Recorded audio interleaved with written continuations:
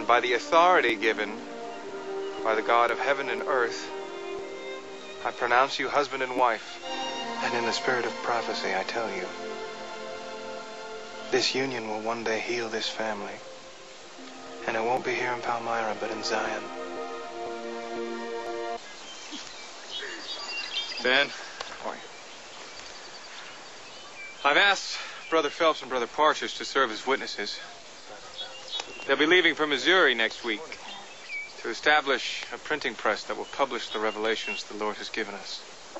Is that where Zion will finally be, Joseph, in Missouri? You told us once that Zion was more than just a place. It is, Nathan.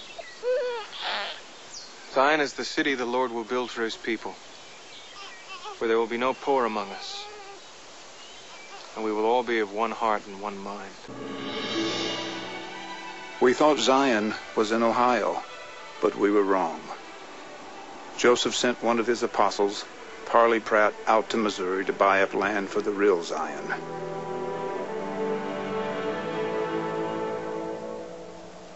The church owns more than 3,000 acres in northwest Missouri, where Mormons believe that Jesus will return for his second coming. Gordon Hinckley prefers not to talk about Jesus returning to Missouri or about sacred undergarments. He says that those points miss the point. He wants to portray Mormons as mainstream, not extreme. And for that, Hinckley has hired a Jewish-owned public relations firm. Mormons hiring Jews to help spread the word. Makes sense. Mormons. And that's one of the things that attracts people to this church. It stands as an anchor in a world of shifting values. Mormons moved west, and when they reached Salt Lake, their leader, Brigham Young, pointed and declared it their promised land. We stand for something. We stand solid and strong for something. We don't equivocate. Once in a while, there's a person that comes along in your life that changes it. And they change it because they stand for something. They don't compromise.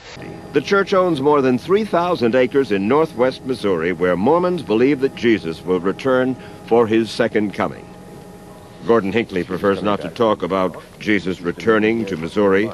They believe in something better, and you see it. The financial law of the church is the law of tithing.